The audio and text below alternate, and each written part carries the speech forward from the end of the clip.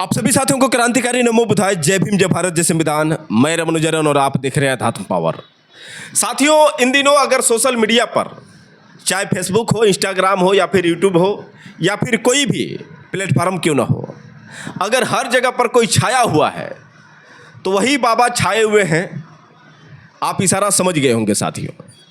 महाराष्ट्र के नासिक वाले बाबा 10वीं फेल ज्योतिषाचार्य, धर्माचार्य और पढ़ी लिखी महिलाओं को बेवकूफ़ बनाने वाले आडंबरी पाखंडी बाबा भोदू बाबा, जिनके जाल में महिला आयोग की अध्यक्ष रूपाली चाकणकर भी फंस गई। साथियों, रूपाली चाकणकर जैसे सुंदर सुंदर बहुत सारी ऐसी महिलाएं इसके पैरों को धोती थी। अब इसी बात से साथियों आप अंदाज़ा लगा सकते हैं कि टेबल वाले बाबा कितनी पढ़ी लिखी महिलाओं को बेवकूफ़ बनाए और टेबल पर लेबल मिलाए।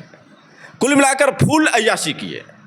अपनी पूरी ज़िंदगी में जिस तरह से इन्होंने तंत्र और मंत्र के माध्यम से भोली भाली औरतों को तो छोड़िए, जितनी पढ़ी लिखी महिलाएं इनके जाल में फंसी साथियों आप लोगों ने देखा। हर जगह पर आप देखें साथियों तो भोदू बाबा का वो वीडियो देखने को मिल जाएगा। और एक ही वीडियो नहीं साथियों, लगभग 58 वीडियो तो कहे जा रहे थे। अब ये आंकड़ा कहीं ना कहीं 100 से ऊपर पहुंच चुका है।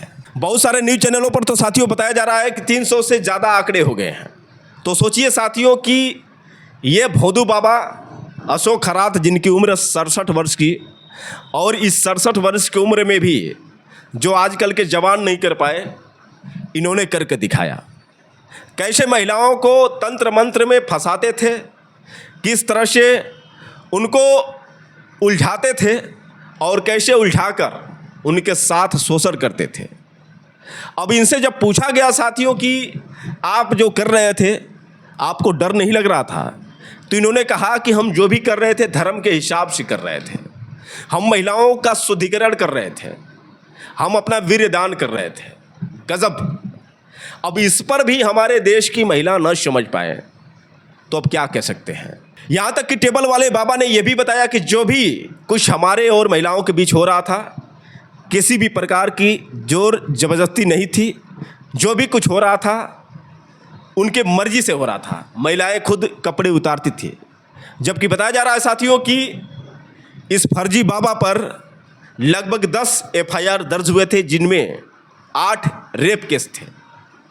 एक महिला जिसने ये आरोप लगाया कि किस तरह से मुझे डरा धमकाकर ये फर्जी बाबा, टेबल वाला बाबा शोषण करता था, और उसी के FIR पर बाबा की कुंडली खोली गई। बता दें साथियों कि जो 58 वीडियो की बात हुई, आखिर वह कौन सा ऐसा शख्स था जिसने बाबा के 58 वीडियो रिकॉर्ड किया था। बता दें साथियों कि इसी बाबा के ऑफिस में काम करने वाला व्यक्ति, जिसने अपनी आंखों से यह सब देखा और उसके बाद उसे लगा कि बाबा तो बहुत गलत कर रहा है, हो सकता है कि कल हमारे साथ भी गलत हो जाए, इसलिए उसने सबूत इकट्ठा करना शुरू कर दिया। CCTV कैमरा लगाया और उस कैमरे में बता दें साथियों कि जो भी ये टेबल पर लेबल बनाते थे महिलाओं के साथ, वो सारे वीडियो कैद होता गया।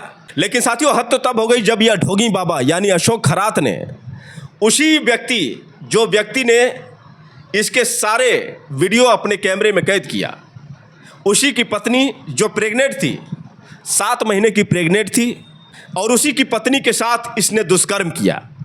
जब ये खबर उसको मिली तो कहीं ना कहीं उसके होश उड़ गए और उसने संकल्प ले लिया कि किसी भी कीमत पर इस बाबा को हम छोड़ेंगे नहीं, इसका पर्दाफाश करवाएंगे और इसको जेल में डलवाएंगे। और साथियों यही से कहानी एक मोड़ ली।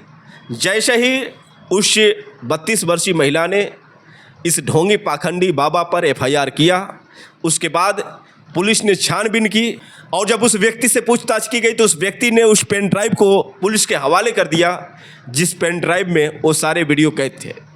अब साथियों सवाल ये खड़ा होता है कि यह पाखंडी बाबा इतने सालों से कर रहा था, लेकिन अभी तक किसी को सुराग क्यों नहीं मिल रहा था। अब तक इतने सारे महिलाओं के साथ इसने दुष्कर्म किया, 10 FIR किए गए, लेकिन इसके बावजूद इसकी गिरफ्तारी क्यों नहीं हो रही थी, इसके पोल क्यों नहीं खुल रहे थे? तो साथियों, इसका जवाब ये है कि महिला आयोग की जो अध्यक्ष रूपाली चाकणकर थी, रूपाली चाकणकर का संबंध काफ़ी क्लोज था। ये इनकी शिष्य थी और इनके साथ बहुत सारे इनका वीडियो भी वायरल हुआ। रूपाली चाकणकर इनको अपना पति मान चुकी थी और अपने पति को कम बल्कि अशोक खरात को ज़्यादा ही प्यार देती थी। और यही कारण है कि बाबा के घिनौने कार्य को भी इन्होंने छिपाया। मतलब लाख प्रयास किया उन महिलाओं ने कि उनको न्याय मिले, ये सिर्फ आश्वासन दे रही थी, लेकिन इनकी किसी भी प्रकार की सुनवाई नहीं होती थी। वजह यह है कि रूपाली चाकणकर का संबंध अशोक खरात से काफ़ी घनिष्ठ था।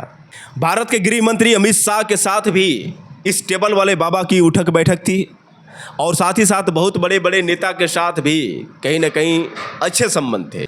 तो इसी बात से साथियों आप अंदाज़ा लगा सकते हैं कि ये सत्ता पक्ष वाले अगर इसी तरह से ढोंगी बाबाओं को संरक्षण देंगे तो फिर आम जनता को न्याय कैसे मिलेगा, जब इस कृत्य में, इस भारत की एपस्टीन फाइल में अगर नेताओं का हाथ रहेगा तो फिर एपस्टीन फाइल कैसे खुलेगी।